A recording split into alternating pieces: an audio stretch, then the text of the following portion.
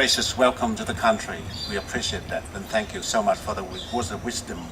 I'd like to acknowledge the Honourable Gail Gago, the Minister for Status of Women, Mr. Stephen Marshall, MP, leader of the State Liberal Party, Ms. Rachel Sanderson, my local member representative now, the Right Honourable the Lord Mayor of Adelaide, Martin Hazy, and Lady Mayoress, Ms. Adriana Christopoulos, Chair and members of the Australia Day Council of South Australia, mayors, many elected members of local councils, many distinguished guests, friends, ladies and gentlemen.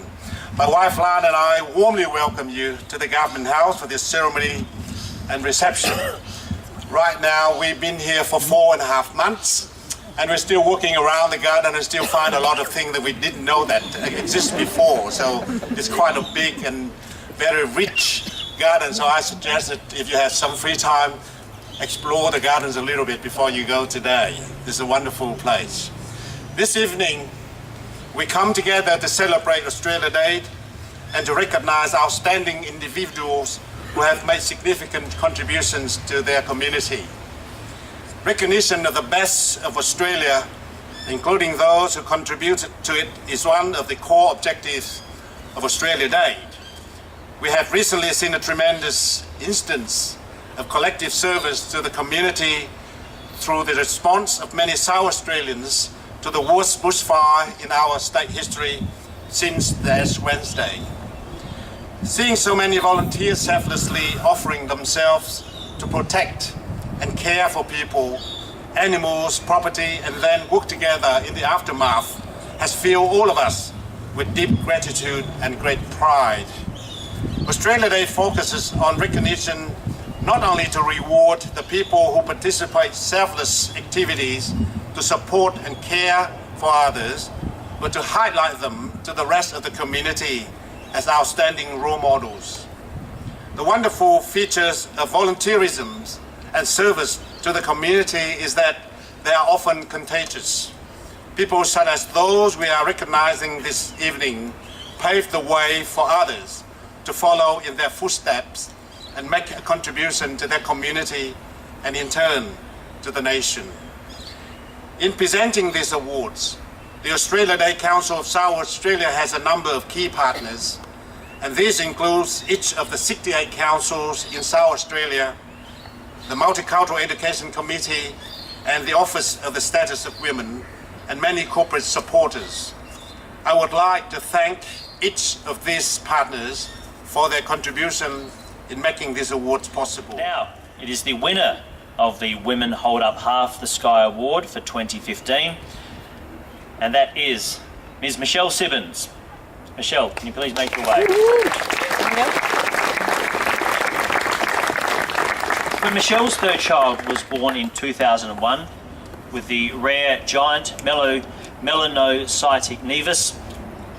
Did I get it close? Close? Sorry, you can correct that in a minute. Resulting in her baby undergoing extensive and painful treatment, she decided to form the Nevus Support Group to provide support and mobilise other families to help each other find more information about the condition. More than a decade later, Michelle's hard work has evolved to include the successful organisation of a number of conferences attracting people from across the nation to provide valuable information to parents and families affected. Expansion of the group networks globally to several overseas countries, successfully fundraising for research and publicity for the group and the cause. Through her hard work, Michelle's knowledge of the disease is now significant, and she is considered to be Australia's most knowledgeable non-medical expert, and accordingly she has been invited to speak at a number of dermatology conferences, both in Australia and overseas. Michelle's efforts to provide a better life for children and families affected by this disease is extremely inspirational. Congratulations, Michelle, and of course you can say a few words.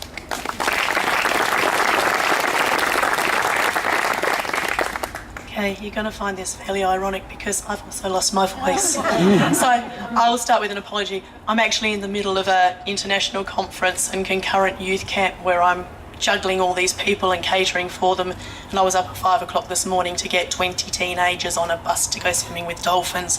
If any of you are teenagers or have ever had a teenager, you'll know what sort of a challenge that was. I would really, I'd like to thank His Excellency, the Honourable Hugh Van Lay, and Mrs. Lay, you're lovely.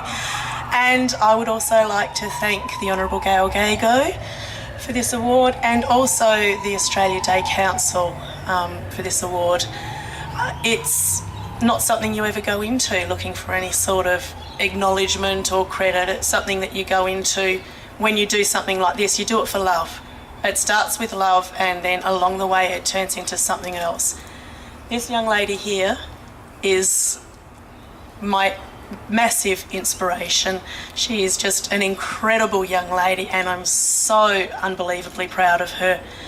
I'd also really like to thank my husband Alan, my sons Luke and Bradley, and my parents Marilyn and Jeff.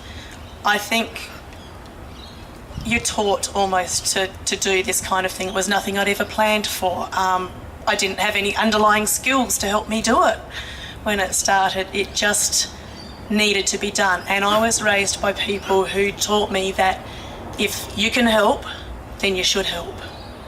And I guess that's just what we did. We started out by wanting to learn and to create a better life for our daughter, and along the way we found that so many other people needed that help, and you can't stop. You know, when people need it, you can't stop. You need to keep going and helping them. So thank you very much. This is such an honour. I'm really very touched, and I'll stop talking before I can't talk anymore. Thank you.